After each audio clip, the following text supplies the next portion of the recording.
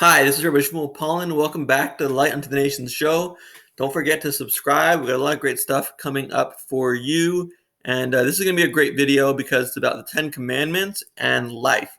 We're going to apply the Ten Commandments to life. We'll have a few things that aren't exactly related to the Ten Commandments, but are indirectly related. Let's start off from the beginning. And the first commandment is, I am God. Do not worship idols. So idols are statues that people would bow down to, and they're often made of concrete. And what's funny is the word concrete is the same word as concrete in English, as in something that doesn't change, something that is set. And what God is really telling us here is a very valuable life lesson. Never become concrete. Never become stuck. So don't be a left winger or a right winger. Don't become an atheist or a theist. You don't want to be stuck in any of these things. There are things on the left that are good and bad. There are things on the right that are good and bad. And there are things about being an atheist that are good. You know, the fact that they focus on science, it's a very good thing. Things about being a theist that are good is focusing on meaning and purpose and value and spirituality. This is good. You know, what you want to do is you want to be able to take the best from all sides and keep an open mind and use critical thinking to pick the right positions and be willing to change your position in the face of new evidence, in the face of somebody giving you an argument that sort of flips your way of thinking, like I had today about vaccines. I sort of flipped my whole opinion on vaccines based on an interview that I saw. But if I was concrete, if I was stuck and I was adamant in my opposition to vaccines, then I never would have flipped. I never would have come to a more valuable, more accurate and correct opinion. So don't be concrete in your views. When it comes to low expectations and high expectations, don't be concrete on either of them. So don't be like the law of attraction and just only think good things will happen to you.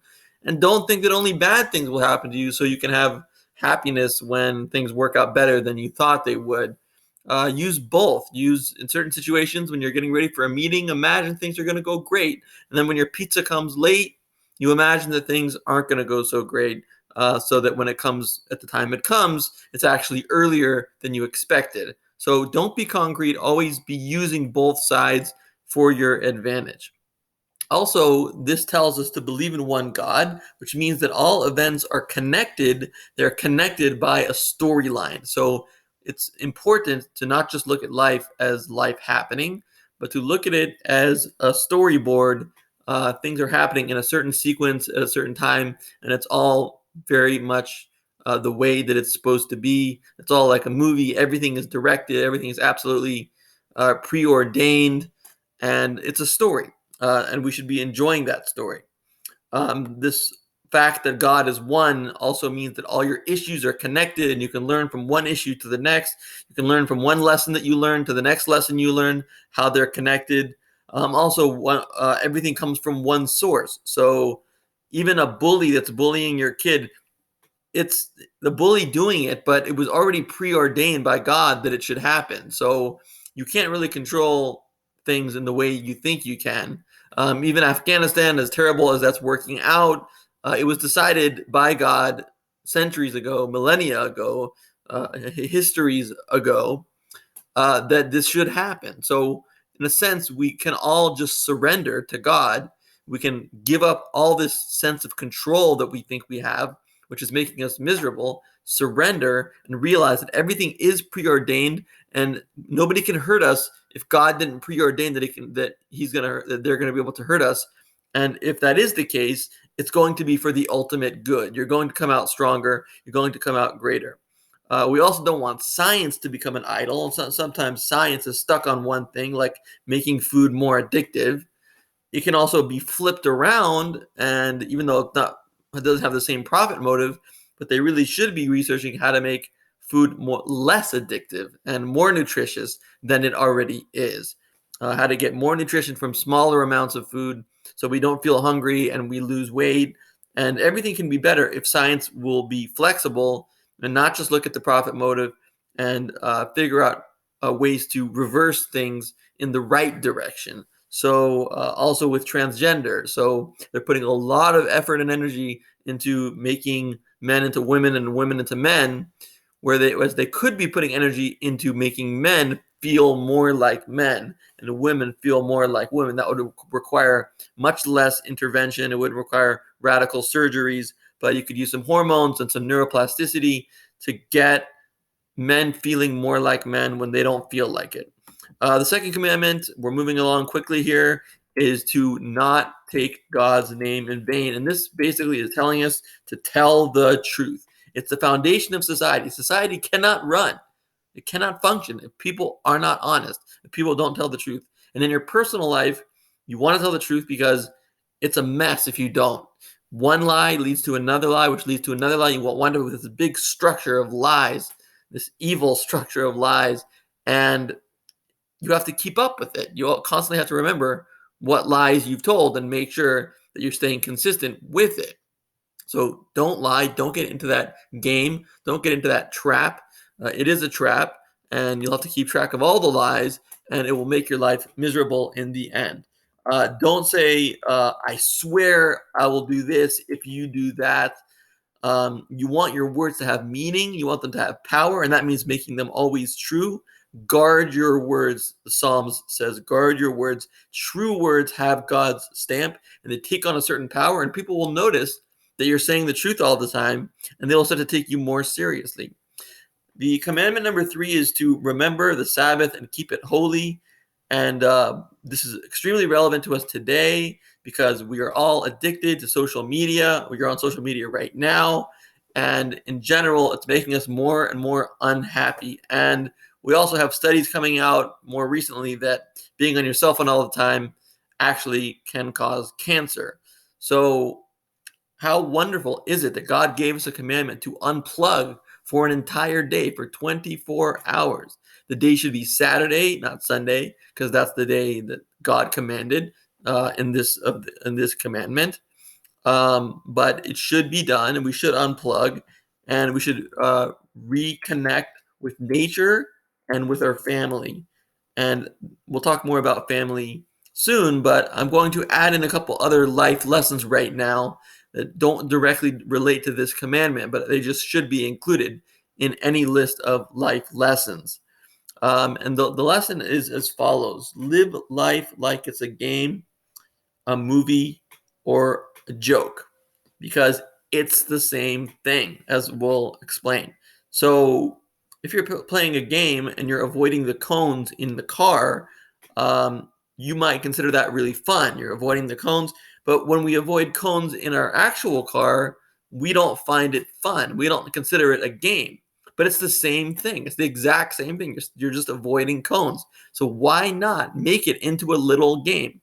Constantly in your life, make everything you do into little games, and your happiness will go through the roof. And if any one of those incidences that happens in your life would happen in an arcade game, like if you had an arcade game about picking up, mopping up spilled milk, and you had a time limit and you had to do it really fast, you would consider that a fun game and you would pay a quarter to play that game. But if you're mopping up spilled milk in your kitchen, in reality, it's the same exact thing. So it should be just as fun. Make it a game. Make it just as fun.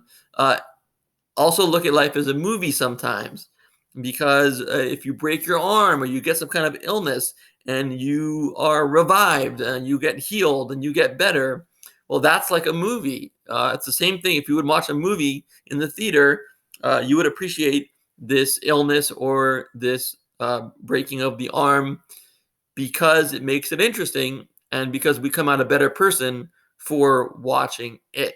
So make all the challenges in your life into little movies. Imagine it's a movie and you're the hero and you have to make things work, and you will come out a greater person for it. Uh, Also, look at life sometimes as a joke. If somebody spills ketchup all over your shirt, that would be funny if it were the Three Stooges. So on TV, it's funny, but if it happens to you in real life, it's not funny. Well, that's ridiculous. It's the same exact thing. So if it's the same thing, be happy in both cases. So everything should be looked at as a joke. Number 4, honor thy mother and thy father. We know from studies that the number one thing people on their deathbeds say that they regret is not spending more time with family. So this commandment is genius. It encourages us to spend more time with our parents, and this especially applies at the end of their life because it's karma. If they took care of you when you were a baby and you couldn't financially support yourself, then when they're old and they can't financially support themselves, you should financially support them. That would balance out the karma. So visit them at the nursing home regularly, set them up at the nursing home, support them financially, do everything you can for your parents because it will bounce back.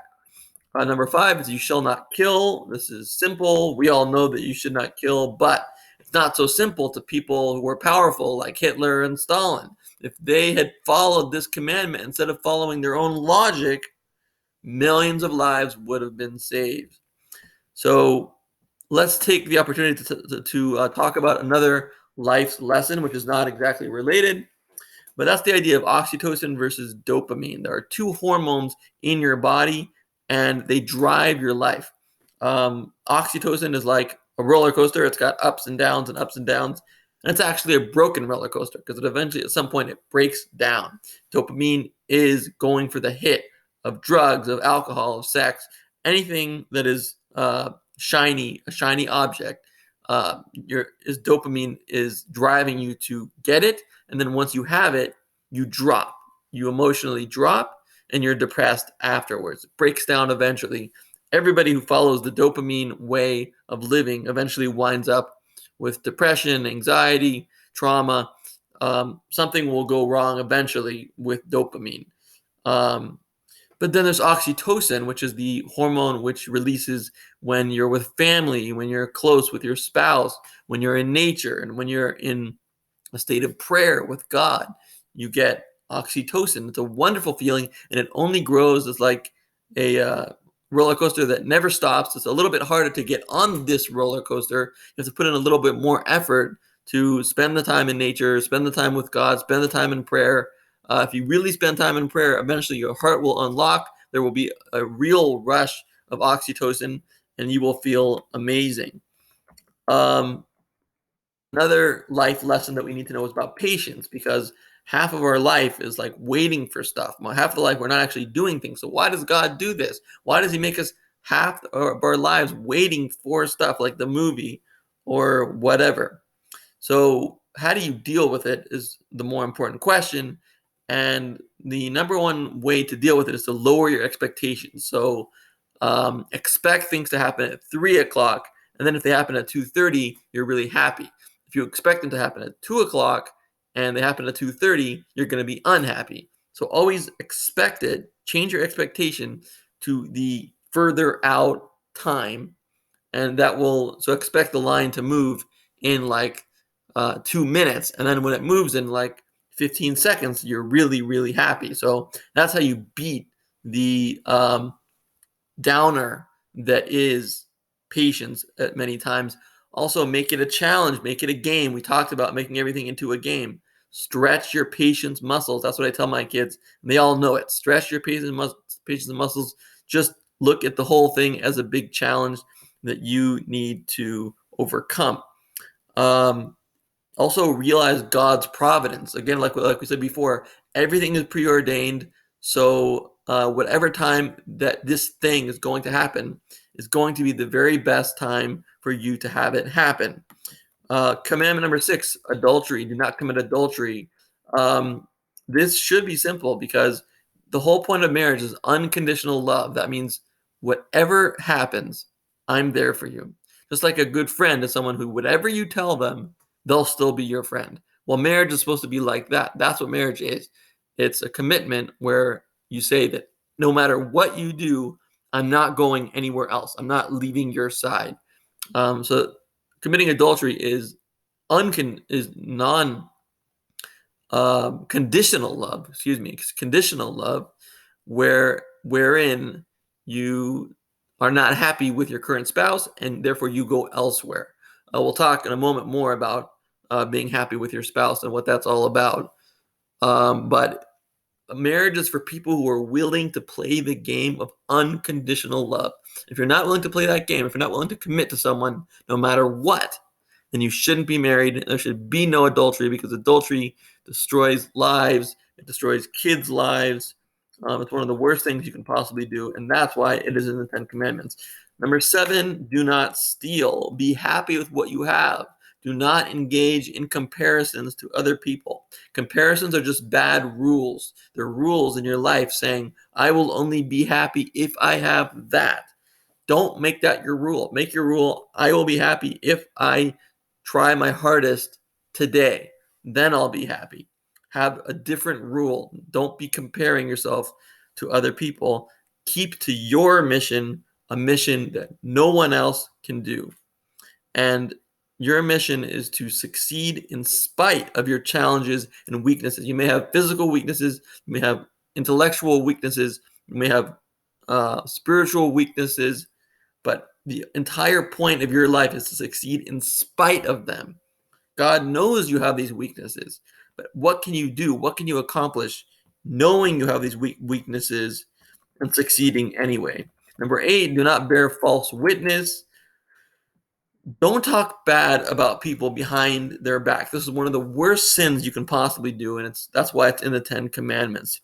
Because inside, this person you're talking about is just like you, and you wouldn't want someone speaking behind your back about you, so you shouldn't do it about them. The very first sin in the Bible, in this history, was caused by someone talking bad about someone behind their back. And that was the snake speaking ill of God. And that's what caused them to eat from the forbidden fruit and caused all the problems that we face today. So do not bear false witness. Do not talk bad about other people. Do not talk bad about other people behind their back, especially. Number 9, do not covet other people's goods.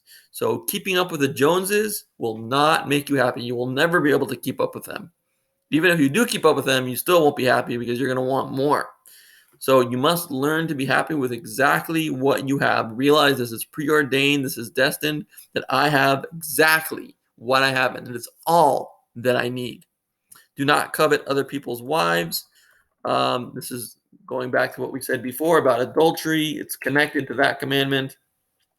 People spend their whole marriage going wide, and they need to go narrow. What does that mean? I learned this from Dean Graziosi. They go wide looking at everything else going on outside the marriage, and maybe if the time is right and I feel I need to, I'm going to commit adultery with this person.